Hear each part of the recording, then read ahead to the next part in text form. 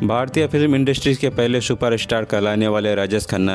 आज हम जानेंगे राजेश खन्ना ने क्यों अपने से 15 साल छोटी लड़की से शादी कर ली। आखिरकार क्यों राजेश खन्ना की फिल्में फ्लॉप होने लगी। वो कौन लड़की थी जो राजेश खन्ना से बेवफाई की। आखिरकार लड़कियां क्यों राजेश खन्ना के कार पर लगे धूल से अपने मांग को भर लिया करती थी। क्यों अपनी ही जिंदगी राजेश खन्ना ने अपनी ही हाथों बर्बाद कर ली। आखिरकार कौन ऐसा नया स्टार ने जन्म ले लिया जिसके सामने फीका पड़ गए राजेश खन्ना। आखिरकार क्यों दिन रात शराब में डूबे रहते थे राजेश खन्ना। इन सभी बातों पर नजर डालेंगे इसी वीडियो में। लेकिन वीडियो में आगे बढ़ने से पहले आप सभी से एक छोटी सी रिक्वेस्ट है, अगर आप चैनल पर नए हैं तो प्लीज चैनल को सब्सक्राइब जरूर करें।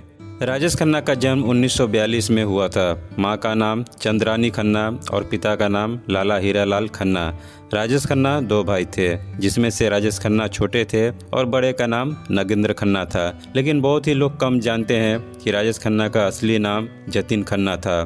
तो वहीं पिता पेशे से एक टीचर थे। जब भारत पाक का बंटवारा हुआ तो बोरेवाला, जो कि अब पाकिस्तान में है, वहां से इनके पिता अमृतसर में आके बस गए। तब राजेश खन्ना 6 साल के होते हैं। नौकरी जाने की वजह से राजेश खन्ना के पिता का आर्थिक स्थिति बिगड़ जाती है, जिसके चलते राजेश खन्ना को मुंबई में रह रहे एक संबंधी को सौंप दिया जाता है, जो कि एक बड़े पैसे वाले थे और उनका नाम चुनीलाल खन्ना था। आगे चलकर चुनीलाल खन्ना ने ही राजेश खन्ना की परवरिश की। फिर गिरगांव में ही राजेश खन्ना बड़े हुए। 10 साल की उम्र में राजेश खन्ना स्कूल ड्रामा में भाग लेने लगे। साथ ही साथ इन्हें ड्रम बजाने का भी काफी शौक था। इनके स्कूल के दिनों में एक इनका खास मित्र हुआ करते थे, जो बाद में चल के हिंदी फिल्म के बहुत बड़े स्टार बने, और वो थे जितेंद्र। तो वहीं जब भी स्कूल में ड्रामा में भाग लेते तो इनकी एक्टिंग देखकर टीचर काफी प्रभावित होते। ऐसे ही एक ड्रामा शो के दौरान राजेश खन्ना ने एक सैनिक का अभिनय किया, जिसे देख वहां के जज राजेश खन्ना से कहने लगे कि तुम फिल्मों में ट्राई क्यों नहीं करते, तुम्हारी एक्टिंग काफी लाजवाब है। पर राजेश खन्ना के पिता तो राजेश खन्ना को अपनी ही तरह एक बिजनेसमैन बनाना चाहते थे और एक्टिंग से काफी दूर रखना चाहते थे राजेश खन्ना को। अगर किस्मत में हीरो बनना लिखा हो तो कौन टाल सकता है भला, और ऐसा ही कुछ कर दिखाया राजेश खन्ना ने। राजेश खन्ना के पास पैसे की कोई कमी नहीं थी, क्योंकि इनका परवरिश एक अमीर घर में जो हुआ था। यही कारण है कि राजेश खन्ना तो फिल्मों में बाद में हीरो बने। वो असल जिंदगी में और फिल्मों से पहले भी एक हीरो जैसे रहते थे। उनके पास ऐसी स्पोर्ट्स कार्स हुआ करती थी, जो उस समय हिंदी फिल्म के बड़े बड़े दिग्गजों के पास भी वैसी कार नहीं होती थी। महंगी कारों से वो अक्सर मुंबई के चर्च गेट के पास जाया करते थे। इनकी पर्सनालिटी को देख लड़कियां भी पहले भी इन्हें देखा करती थी। राजेश खन्ना को ये लगता था, अगर मैं ऐसे स्टाइल में जाया करूँगा तो हो सकता है वहाँ बहुत से डायरेक्टर और प्रोड्यूसर आते हैं, शायद कोई मुझे फिल्मों में मौका दे दे। लेकिन इतना भी आसान नहीं होता है राजेश खन्ना का फिल्मों में काम पाना। हालांकि इनके कार से लेकर इनके हाव भाव हिंदी फिल्म जगत के कई हस्तियां पहले भी देख चुके थे, लेकिन सभी देखकर अनदेखा कर देते थे। फिर राजेश खन्ना को लगने लगा, ऐसे लगता है कि फिल्मों में मौका नहीं मिलेगा। इसके बाद हीरो की तरह अपने हाव भाव में प्रोड्यूसर और डायरेक्टर के पास फिल्मों में काम मांगने चले जाते, मानो कि एक बड़ा स्टार हो। ऐसा हाव भाव देखकर अक्सर डायरेक्टर और प्रोड्यूसर राजेश खन्ना को टाल दिया करते थे। लेकिन जब ऐसा होता था राजेश खन्ना के साथ, तो आखिरकार कैसे मिला फिल्मों में मौका, तो चलिए जानते हैं। फिल्म फेयर वालों की तरफ से एक एक्टिंग कंपटीशन रखी गई थी, जिसमें जीतने वाले विजेता को 2 फिल्मों में काम करने का मौका मिलता, और उस कंपटीशन का नाम था टैलेंट हंट। आपको बता दें, इस कंपटीशन में लगभग 10,000 लड़के लड़कियां भाग लिए हुए थे। कुछ ऐसे भी चेहरे थे जो आगे चलकर हिंदी फिल्म जगत के बड़े नाम बन गए, जिनमें थे विनोद मेहरा, सुभाष घई, लीना, फरीदा। यह सब इस प्रतियोगिता के हिस्सा बने थे। प्रतियोगिता शुरू होती है और जज के तौर पर हिंदी फिल्म जगत के कई बड़ी हस्तियां आते हैं, जो थे B.R. चोपड़ा, शक्ति सावंता, नासिर हुसैन, रमेश सिप्पी, साथ ही साथ बिमल रॉय, जो कि यह सब फिल्मों के कोई बड़े प्रोड्यूसर थे तो कोई डायरेक्टर। और जो इस टैलेंट हंट का विजेता होता, उसे इनके ही फिल्मों में काम करने का मौका मिलता। और फिर किस्मत ने मौका दिया राजेश खन्ना को। 10,000 लड़कियों के बीच सभी को पीछे छोड़ते हुए राजेश खन्ना ने बाजी मारी और इस टैलेंट हंट के विजेता बन गए। फिर विजेता के तौर पर इन्हें 2 फिल्में मिली। पहला 1966 में आई फिल्म आखिरी खत, जो कि अवार्ड से सम्मानित हुई। इसके बाद 1967 में फिल्म आई राज, जिसमें राजेश खन्ना के साथ अभिनेत्री थी बबीता कपूर, जो कि उस समय की एक बड़ी स्टार थी। एक इंटरव्यू के दौरान राजेश खन्ना ने बताया था कि बबीता के सामने एक्टिंग करने में नर्वस हो जाते थे। फिल्म का एक सीन ऐसा था जो राजेश खन्ना से नहीं हो पा रहा था। फिर फिल्म के डायरेक्टर रविंद्र को गुस्सा आ गया और उन्होंने खुद उस अभिनय को करके दिखाया। फिर जाके राजेश खन्ना ने उनको कॉपी करके उस सीन को पूरा किया। इसके बाद 1968 में राजेश खन्ना की कई फिल्में आई, लेकिन अभी तो वो फिल्म आनी बाकी थी जो कि भारतीय फिल्म जगत को एक नया सुपरस्टार देने जा रही थी। एक ऐसी फिल्म जो कि बेस्ट फिल्म फेयर अवार्ड से सम्मानित हुई और लगातार 50 हफ्ते तक सिनेमाघरों में लगी रही, जो कि मलेशिया में हिंदी फिल्म चलने का सबसे ज्यादा दिनों तक का रिकॉर्ड बनाया। फिल्म रिलीज हुई और देखते ही देखते ब्लॉकबस्टर हिट हो गई और फिल्म का नाम था आराधना। भारत के दूर दराज रहने वाले लोग कभी फिल्म नहीं देखा करते थे, तो वो भी इस फिल्म को देखने के लिए चले जाते हैं। इस फिल्म का एक गाना मेरे सपनों की रानी आज भी लोगों के जहन में है, आज भी लोग सुनना पसंद करते हैं। अब भारतीय सिनेमा जगत को एक नए सुपरस्टार के रूप में राजेश खन्ना मिल चुके थे। कहा जाता है राजेश खन्ना एक ऐसे कलाकार हुए जो कि भारतीय फिल्म नहीं देखा करते थे, उन्हें भी अपनी अदाकारी देखने को मजबूर कर दिया। मतलब भारतीय फिल्म देखने वाले दर्शक की संख्या अब राजेश खन्ना की वजह से बढ़ने लगी थी। फिल्म आराधना के लिए शर्मिला टैगोर को बेस्ट एक्ट्रेस का अवार्ड भी मिला था और यह फिल्म ब्लॉकबस्टर साबित हुई थी, जिसे बंगाली में भी डब किया गया था। फिर इसके रीमेक तमिल और तेलुगु में भी बने। 1969 से लेकर 1971 तक 15 सोलो हिट फिल्म दे चुके थे राजेश खन्ना। एक वो दौर था जब 1969 से लेकर 1971 के बच्चों का ज्यादातर नाम राजेश ही रखा गया। राजेश खन्ना एक ऐसे सुपरस्टार बन चुके थे जिनकी फिल्में देख नौजवान जैसे ही सिनेमा घर से बाहर आते तो अपने आप को राजेश खन्ना ही समझने लगते थे। राजेश खन्ना के कपड़े का स्टाइल हो या फिर बेल्ट या फिर हेयर कट, जो भी कपड़े पहनते वो युवाओं के बीच एक फैशन बन जाता। यहाँ तक गली मोहल्ले में अक्सर डुप्लीकेट राजेश खन्ना देखने को मिल जाता।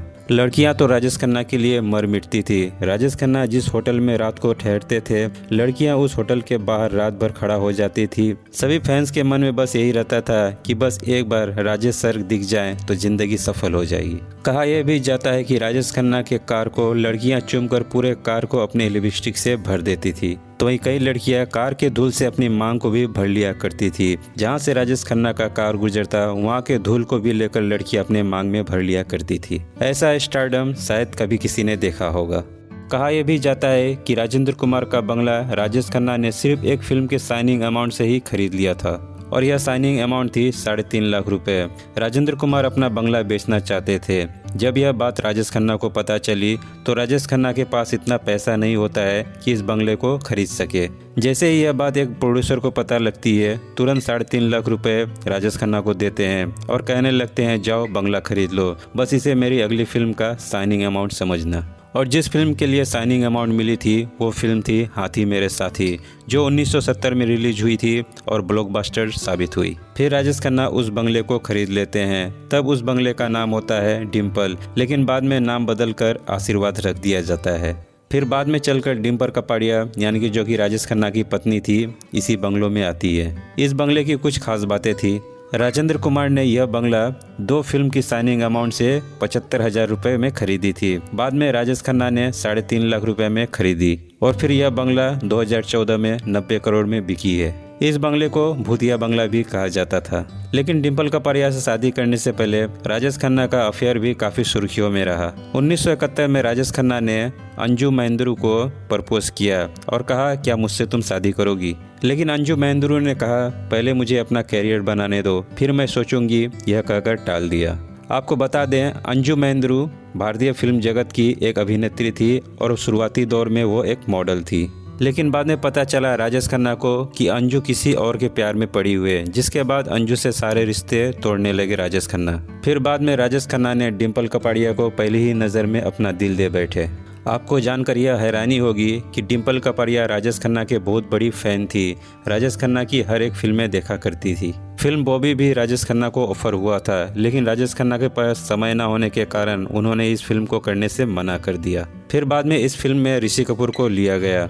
ऋषि कपूर ने इसी फिल्म से अपना डेब्यू किया था और इसी फिल्म से डिम्पल कपाड़िया ने भी फिल्मी दुनिया का सफर शुरू किया था। लेकिन डिम्पल कपाड़िया को यह पता नहीं था कि यह फिल्म इतनी बड़ी हिट हो जाएगी कि मैं स्टार बन जाऊंगी। एक दिन राजेश खन्ना ऐसे ही बॉबी के सेट पर चले जाते हैं, जहां डिम्पल को देख राजेश खन्ना अपना दिल दे बैठते हैं और पूछ लेते हैं क्या तुम मुझसे शादी करोगी। डिम्पल कपाड़िया भी हाँ कह देती है। फिर दोनों को भारतीय रीति रिवाज से शादी कराई जाती है।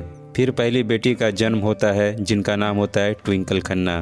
फिर इसके बाद एक और बेटी जन्म लेती है जिनका नाम होता है रिंकी खन्ना। लेकिन डिम्पल कपाड़िया की एक जिद से परेशान होकर दोनों 16 साल बाद अलग अलग रहने लगे। कहा जाता है कि डिम्पल चाहती थी कि वो फिल्मों में काम करे, लेकिन राजेश खन्ना यह पसंद नहीं करते थे। राजेश खन्ना चाहते थे कि डिम्पल घर पर रहे और एक अच्छे हाउसवाइफ की तरह पूरे परिवार का ख्याल रखे। अब बात कर लेते हैं राजेश खन्ना के म्यूजिक सेंस के बारे में। तो राजेश खन्ना अपने फिल्मों के गाने पहले सुनते थे, अगर उन्हें अच्छा लगता था तो रिकॉर्डिंग करवाते थे।